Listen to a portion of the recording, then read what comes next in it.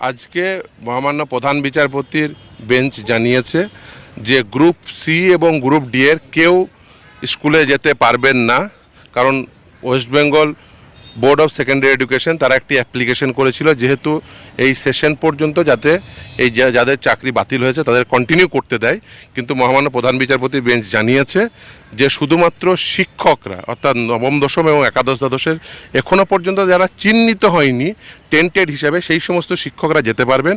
কিন্তু এসএসসিকে দিয়ে আন্ডারটেকিং করিয়েছেন যে তারা 31 মের মধ্যে অ্যাডভার্টাইজমেন্ট দেবেন এবং 31 ডিসেম্বরের মধ্যে এই পুরো প্রসেসটি অর্থাৎ নিয়োগ প্রক্রিয়া ফ্রেশ সিলেকশন সেটা কমপ্লিট করে ফেলবেন।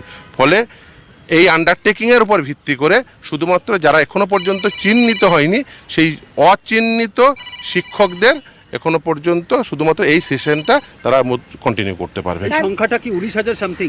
সেটা তারা জানা এখনো পর্যন্ত ওই লিস্ট দেয়নি, আমি সেটা চেয়েছি, দেখা যাক সেই লিস্ট দেখ। এবং এখানে নবম দশম একাদশ দ্বাদশ আলাদা করে বলেছেন?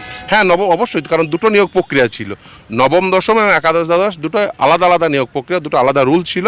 ফলে দুটো নিয়োগ প্রক্রিয়া থেকে যে সমস্ত শিক্ষকরা যারা এখনো পর্যন্ত অচিহ্নিত টেন্টেড তারা শুধুমাত্র এই সেশনটা কন্টিনিউ করতে পারবে।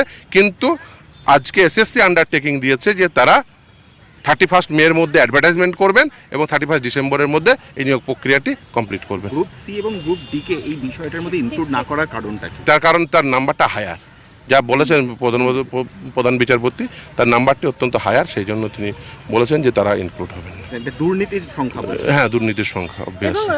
গ্রুপ সি গ্রুপ ডি তো যেতে পারবে না? না, একদমই না। গ্রুপ সি গ্রুপ ডি পারবেন না শুধুমাত্র শিক্ষকরা, কারণ ছাত্রদের যে ইন্টারেস্ট সেটাকে মাথায় রেখে, কারণ মূলত যেহেতু ছাত্রছাত্রীদের কোনো ক্ষতি না হয় সেই জন্য অচিহ্নিত একেবারে নির্দিষ্টভাবে, কারণ প্রথমে তিনি আনটেন্টেড শব্দটি ব্যবহার করলে পরবর্তীতে আমরা বলি যে অচিহ্নিত, এবং দ্বিতীয় হচ্ছে সবথেকে গুরুত্বপূর্ণ যেটি বলেছে সেটি হচ্ছে এই অর্ডার কারোর ফেভারে কোনো ইকুইটি ক্রিয়েট করবে না, অর্থাৎ তারা এই অর্ডারের কোনো বেনিফিট নিতে পারবেন না, সেটাও বলে দিয়েছেন নির্দেশনামা।